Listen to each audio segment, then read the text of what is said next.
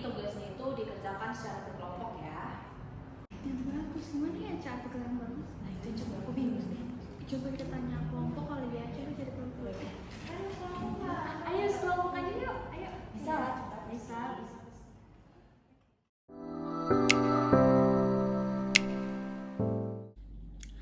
Oke teman-teman, jadi permasalahan yang dialami oleh kelompok tersebut termasuk ke dalam ill-defined problem. Jadi, apa sih itu ill-defined problem? Ill-defined problem itu secara singkatnya tuh merupakan suatu permasalahan yang dimana jalan keluarnya tuh masih belum pasti atau kriterianya tuh masih abu-abu banget. Contohnya seperti di kasus tadi, dosen memberikan tugas kepada muridnya untuk membuat suatu karya ilmiah yang bagus. Nah, kata bagus di sini itu kan setiap orang memiliki persepsi yang beda-beda ya. Jadi, permasalahan tersebut termasuk ke dalam ill-defined problem.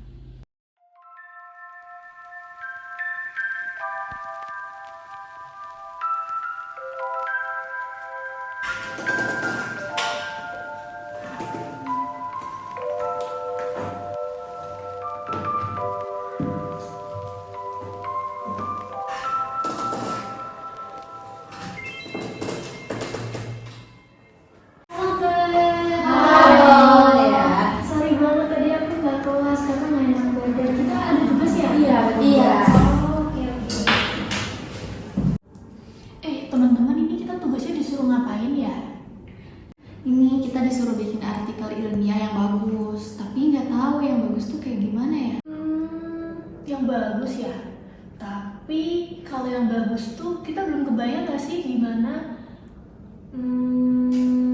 Kalau gitu kita bagi tugas dulu aja gimana? Biar kebayang kita nanti ngerjainnya. Aku setuju, biar lebih gampang kita bagi tugas masing-masing ya. Untuk Dea, kamu ngerjakan latar belakang, Fayaza kamu bagian teori, aku itu bagian pembahasan, untuk Sasa bagian metode, lalu Putri bagian kesimpulan. Setuju nggak teman-teman?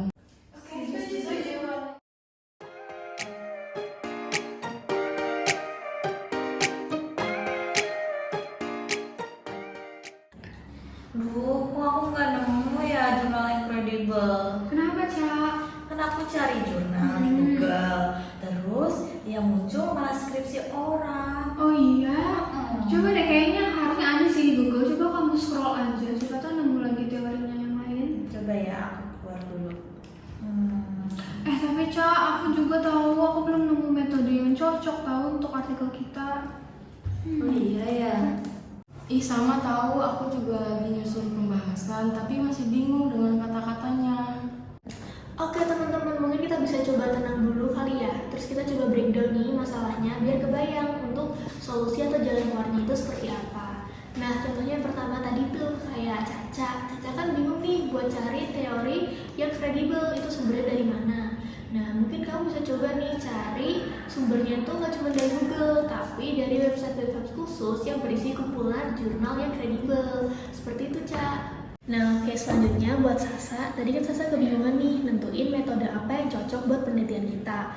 Coba Sasa cek ulang nih atau enggak cari-cari referensi tentang artikel-artikel punya orang lain yang kurang lebih penelitiannya itu sama kayak punya kita.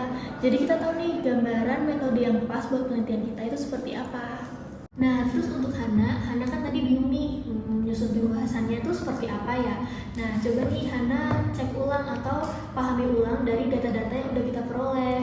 Terus kamu coba elaborasi ini pakai kata yang mudah dipahami. Seperti itu Hana. Oke, sip Oke deh. ya. Nah, pada scene tadi, Hana membagi tugas kelompok menjadi bagian kecil, seperti latar belakang, pencarian teori, metode, pembahasan, dan kesimpulan. Ini merupakan contoh penerapan teori heuristik, yaitu strategi sederhana untuk menyelesaikan masalah dengan membagi langkah besar menjadi bagian kecil yang lebih mudah dikelola. Contoh lainnya di kehidupan sehari-hari yaitu ketika kita mau belajar untuk ujian.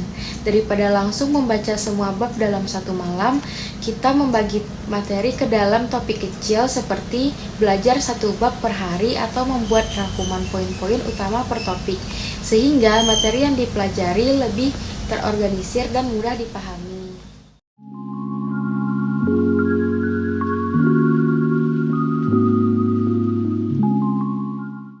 Aduh,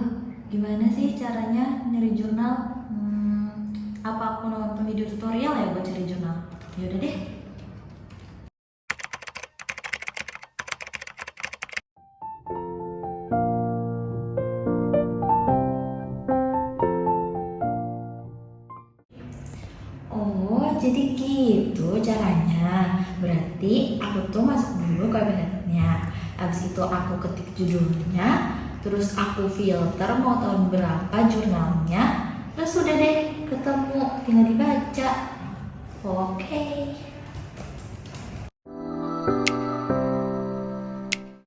Nah, seperti yang telah kita saksikan, tindakan yang dilakukan oleh Fayasa termasuk ke dalam strategi problem solving, yaitu algoritma.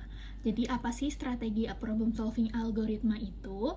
Algoritma merupakan sebuah strategi atau penyelesaian suatu masalah yang dimana kita menggunakan step by step dalam penyelesaiannya. Seperti tadi, Fayaza itu kebingungan atau kesulitan mencari jurnal dengan sumber yang kredibel. Akhirnya, ia menonton YouTube untuk mengetahui bagaimana sih step by step mencari jurnal yang kredibel. Yang pertama, membuka Google. Yang kedua, membuka website. Habis itu menulis judul, lalu memilih atau mensortir tahun-tahun jurnal yang ingin dituju, dan mendownload jurnal tersebut. Nah, seperti itu teman-teman. Tapi algoritma ini juga bisa kita terapkan dalam kehidupan sehari-hari loh. Seperti kita ingin memasak suatu menu yang baru, kita pasti akan belajar nih apa saja bahan-bahan yang dibutuhkan, lalu bagaimana sih cara memasak makanan tersebut. Nah, jadi strategi problem solving ini bisa diaplikasikan dalam kehidupan sehari-hari juga ya teman-teman. Oke, nah metode penelitian udah beres nih. Kayaknya kurang gambar deh. Sebentar. Yang mana ya? Coba deh ini kali ya, wrap text.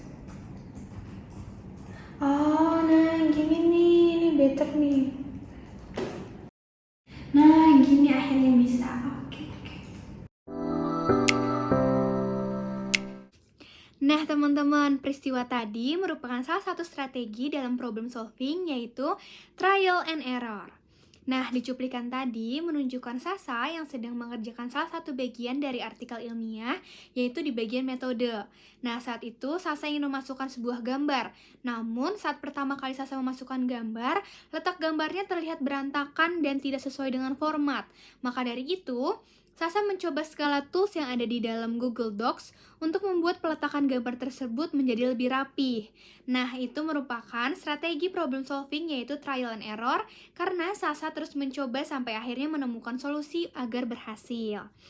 Nah, selain itu, contoh dari strategi problem solving yaitu trial and error yang dapat ditemukan di kehidupan sehari-hari antara lain memasak resep baru, memecahkan puzzle atau teka-teki, memperbaiki alat rumah tangga, atau mengatasi masalah teknologi, seperti mencoba beberapa tombol pada remote control TV yang macet untuk menemukan mana yang bekerja. Oke nih, kita udah beres ya teman-teman. Coba lihat deh. Aman gak sih? Udah aman gak sih? Ya kan? Aman. Tuh, udah semua tuh. Oke. Kumpul ya. Oke. Bentar, jangan dikumpul dulu deh. Kayaknya ada yang kurang deh. Kita belum masukin diagram datanya nggak sih, diagram statistiknya? Oh, iya. Kayaknya kita perlu masukin itu deh, biar lebih mendukung datanya. Oke, boleh deh. Aku bikin ya. Oke. Udah masuk nih? Iya, udah. Udah masuk nih Put, makasih ya. Makasih Putri. Berdasarkan video yang sudah dijelaskan tadi, Putri secara tiba-tiba mendapatkan ide untuk membuat diagram pada artikel ilmiah tersebut. Nah, hal ini bisa disebut sebagai insight. Apa sih insight itu? Insight merupakan sebuah konsep dalam psikologi yang menjelaskan proses pemecahan masalah secara tiba-tiba dan mendadak, di mana solusi muncul seolah-olah dari jelasan atau pencerahan yang tiba-tiba. Oke, berarti udah lengkap ya. Ini aku download ya, biar dikumpulin. Oke.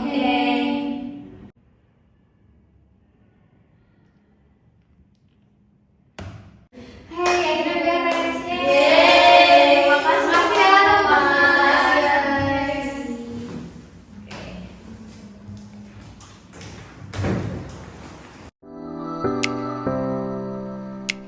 Nah, dari video yang telah kita saksikan bersama, dalam kasus dengan latar belakang pendidikan atau setting kerja kelompok, dapat diterapkan teori psikologi kognitif untuk menyelesaikan masalah atau problem solving. Teori heuristik digunakan saat memecah suatu masalah yang kompleks menjadi bagian-bagian kecil. Teori algoritma diterapkan dengan menyelesaikan masalah dalam beberapa tahapan. teori trial and error saat mencoba berbagai cara sampai akhirnya berhasil memecahkan masalah, dan teori insight saat mendapatkan pencerahan atau solusi secara mendadak dan tiba-tiba. Nah, teman-teman, dalam kehidupan sehari-hari, teori-teori ini dapat sangat bermanfaat loh untuk memecahkan masalah yang kita hadapi. Contohnya, saat ingin belajar untuk ulangan, kita bisa memecah materi yang diujikan menjadi beberapa topik sesuai dengan teori heuristik. Contoh lain yaitu saat kita berusaha menyelesaikan puzzle, kita menggunakan teori trial and error.